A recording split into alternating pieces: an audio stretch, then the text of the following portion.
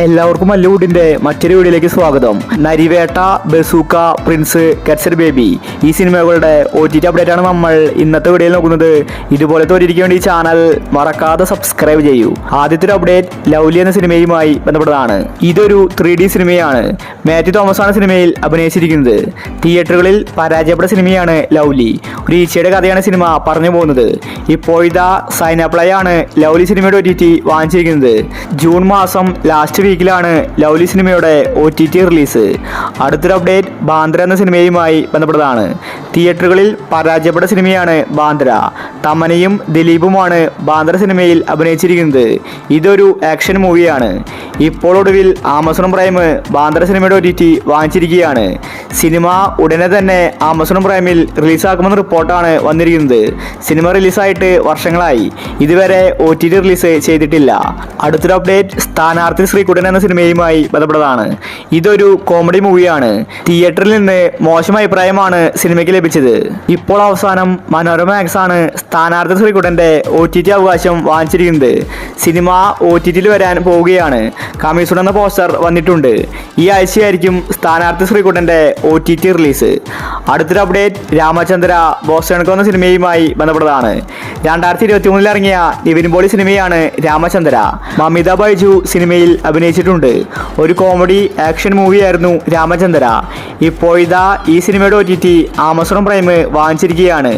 2 വർഷത്തിന് ശേഷമാണ് രാമചന്ദ്രയുടെ OTT എത്തിയിരിക്കുന്നത്. സിനിമ ഈ മാസം ലാസ്റ്റ് വീക്കിലാണ് OTT റിലീസ്. അടുത്തൊരു അപ്ഡേറ്റ് പുണ്യാളൻ എന്ന സിനിമയുമായി ബന്ധപ്പെട്ടതാണ്. ഇതൊരു കോമഡി ത്രില്ലർ സിനിമയാണ്. എവറേജ് അഭിപ്രായമാണ് എന്ന് സ്വന്തം പുണ്യാളൻ നേടിയെടുത്തത്. തിയേറ്ററുകളിലൊരു പരാജയമായിരുന്നു പുണ്യാളൻ. അനശ്വര രാജൻ, ബാലു വർഗീസ്, അർജുൻ അശോകനാണ് പുണ്യാളൻ സിനിമയിൽ അഭിനയിച്ചിരിക്കുന്നത്. ഈ സിനിമയുടെ OTTക്ക് വേണ്ടി ഒരുപാട് പേര് കാത്തിരിക്കുന്നുണ്ട്. ജിയോ ഹോട്ട്സ്റ്റാറാണ് പുണ്യാളൻ സിനിമയുടെ OTT വാങ്ങിച്ചിരിക്കുന്നത്. സിനിമ ഈ മാസം OTT റിലീസ് ചെയ്യുമെന്ന റിപ്പോർട്ടാണ് വന്നിരിക്കുന്നത്. ജൂൺ മാസം 25-ന് മുന്നേ പുണ്യാളൻ സിനിമ റിലീസാവും. അടുത്തൊരു അപ്ഡേറ്റ് സർക്കീട്ട് എന്ന സിനിമയുമായി ബന്ധപ്പെട്ടതാണ്. ആസിഫ് അലിയുടെ സിനിമയാണ് സർക്കീട്ട്. തിയേറ്ററുകളിൽ പരാജയപ്പെട്ട സിനിമയാണ് സർക്കീട്ട്. ഒരു ചെറിയ കഥയാണ് സിനിമ പറഞ്ഞു പോകുന്നത്. ഇപ്പോഴത്തെ സർക്കീട്ട് സിനിമ OTT റിലീസിന് ഒരുങ്ങുകയാണ്. ആമസോൺ പ്രൈമാണ് സർക്കീട്ടിന്റെ OTT വാങ്ങിച്ചിരിക്കുന്നത്.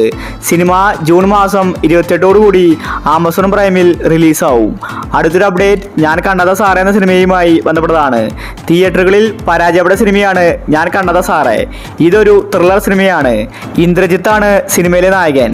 ഇപ്പോഴത്തെ മനോരമ മാക്സ് ആണ് ഞാൻ കണ്ടത സാറേ എന്ന സിനിമയുടെ OTT വാങ്ങിച്ചിട്ടുള്ളത്. കമ്മീഷൻ എന്ന പോസ്റ്റർ വന്നിട്ടുണ്ട്.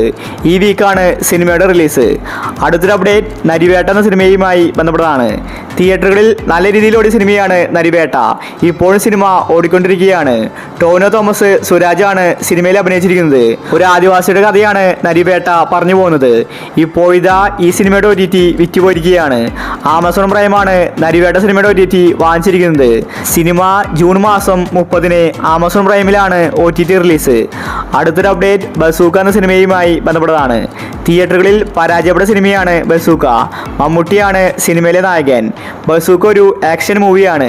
ബസൂക്കയുടെ OTTക്ക് വേണ്ടി ഒരുപാട് പേര് കാത്തിരിക്കുന്നുണ്ട്. ഇതുവരെ സിനിമ റിലീസായിട്ടില്ല. C5 ആണ് ബസൂക്കയുടെ OTT വാങ്ങിച്ചിട്ടുള്ളത്. കമ്മീഷൻ എന്ന പോസ്റ്റർ വന്നിട്ടുണ്ടായിരുന്നു. ഒരു പക്ഷേ അടുത്ത വീക്ക് സർപ്രൈസ് ആയിട്ടായിരിക്കും ബസൂക്ക സിനിമ OTT റിലീസ് ചെയ്യാൻ പോകുന്നത്. അടുത്തൊരു അപ്ഡേറ്റ് പ്രിൻസ് ആൻഡ് ഫാമിലി എന്ന സിനിമയുമായി ബന്ധപ്പെട്ടതാണ്. ദിലീപിന്റെ അവസാനം ഇറങ്ങിയ സിനിമയാണ് Prince and Family. Siddique, Dileep, Dhyan Sreenivasan, Johny Antony തുടങ്ങിയവരാണ് സിനിമയിൽ അഭിനയിച്ചിരിക്കുന്നത്.